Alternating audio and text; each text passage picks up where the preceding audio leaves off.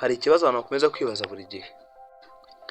Gukira abantu bakomeza gukira uko imyaka igenda ishira, mu gihe abandi bakora cyane ariko bakaguma ku buzima busanzwe.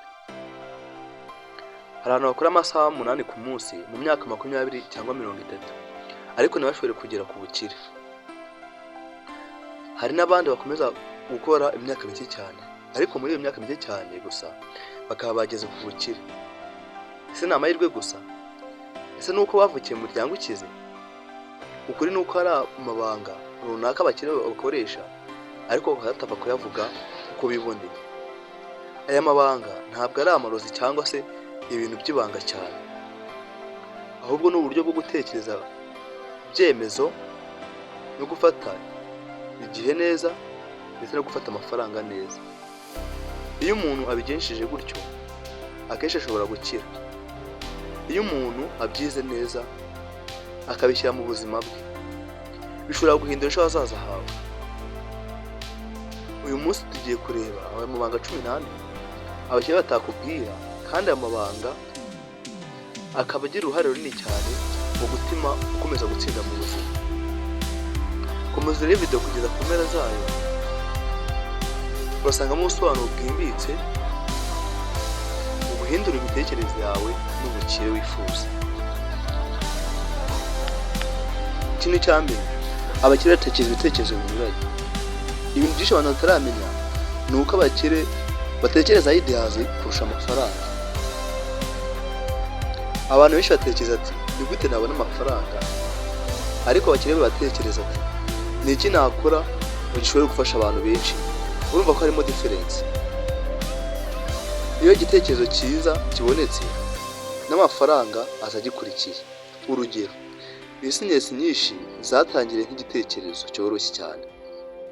Niyo mpamvu abakire bakoresha igihe kinini cyane batekereza, bagashakisha solution, bakiga ku isoko bashaka. Ikintu cya kabiri, abakire bagacira igihe kurusha amafaranga. Amafaranga ashobora kongera kuboneka, ariko igihe ntigisubira. Niyo mpamvu abakire benshi babyuka kare, bagategura gahunda zabo, bagategura umunsi wabo. Bazi neza ko igihe ari cyo gikoresho gikomeye cyane kurusha ibindi byose. Naho ikintu cya gatatu, abakire bakunda gukorera amafaranga gusa. Abantu benshi bakorera amafaranga, ariko abakire bakunda ibintu bibabyarira amafaranga. Urugero, business, investments, assets.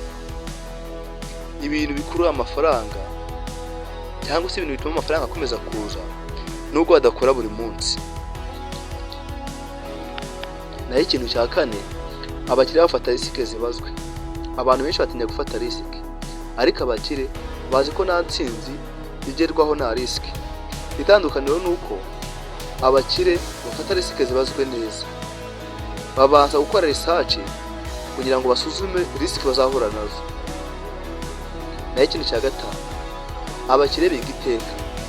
Abantu benshi bareka kwiga ngo barangije amashuri, ariko abakire ntibarekera aho kwiga. Basoma ibitabo bya business, ibijyanye n'imari, psychology, leadership, knowledge, biba inyungu z'amafaranga n'ibyemezo. Ikintu cya gatandatu, abakire bahitamo neza abantu bari hafi yabo. Hari umugani uvuga ngo uri average y'abantu 5 mugendana cyane. Abakire bamenye neza ko abantu bari hafi yabo bashobora kubaka cyangwa se kubasenya. Niyo mpamvu bakunda kuba hafi y'abantu bafite intego, bafite discipline, bafite na ideas. Naho ikintu cya karindwi, abakire batekereza igihe kirekire. Abantu benshi batekereza ku by'uyu munsi gusa, ariko abakire batekereza imyaka 5 iri imbere, 10 cyangwa se na 20. Niyo mpamvu bafata ibyemezo bishingiye ku hazaza. Naho ikintu cya 8, abakire bazi gukoresha amafaranga. Iyo abantu benshi babonye amafaranga bahita bayakoresha, ariko abakire bamanza kwibaza ati aya mafaranga ashobora kuyabyaza iki. Niyo mpamvu bahita bashyira amafaranga yabo muri business, real estate, investments. Naho ikintu cya 9, abakire bubaka network. Network ni ikintu gikomeye cyane mu bukire. abakire bamenya abantu bafite ideas, abantu bafite capital, abantu bafite opportunities. Niyo mpamvu bavuga ngo your network is your net worth.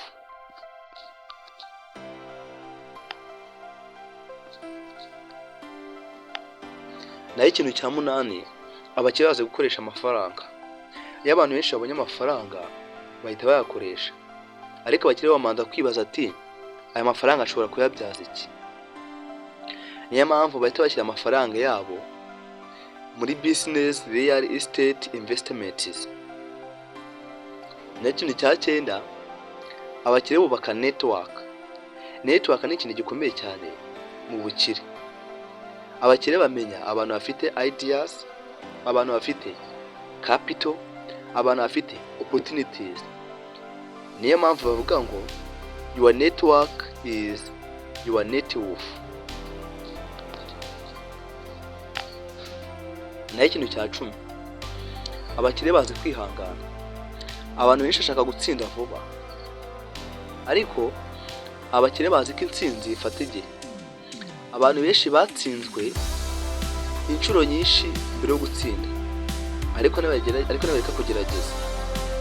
Naho ikintu cya 11, abakire bazi gufata ibyemezo. Bazi ko amafaranga akurikira solution. Umuntu ashobora gukemura ibibazo bikomeye cyane mu bantu benshi, akenshi nawe abona amafaranga menshi. Naho ikintu cya 12, abakire ntibatinya gutsindwa, kubera ko gutsindwa ni iherezo ry'isomo. Abakire benshi batsinzwe mbere yo gutsinda. Naho ikintu cya 13, abakire bagenzura amarangamutima yabo. Muri business, emotional mbi ishobora gutuma umuntu afata icyemezo kibi, akora investment itari nziza. Niyo mpamvu bakire bagerageza gutekereza neza mbere yo gufata icyemezo.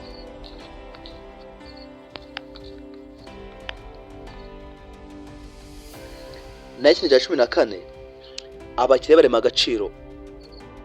Amafaranga akurikira agaciro k'umuntu atanga. Iyo umuntu ashobora gukora ikintu gifasha abantu benshi cyane, icyo gihe amafaranga azamukurikiye. Isomo ry'ingenzi ukuri ni uko abakire benshi batandukanye n'abandi mu buryo bw'imitekerereze.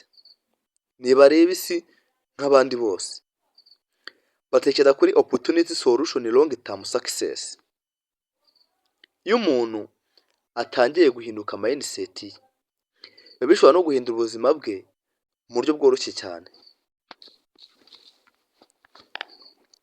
None se wowe utekereza iki? Ni irihe banga muri aya 14 wumva rifite imbaraga mu buzima? Twandikira hasi muri comment. Niba ukunda video zigufasha ku bukire, motivation, mindset n'iterambere, ukandi subscribe kuri iyi channel kugira ngo utazacikwa n'izindi video nk'izi ngizi.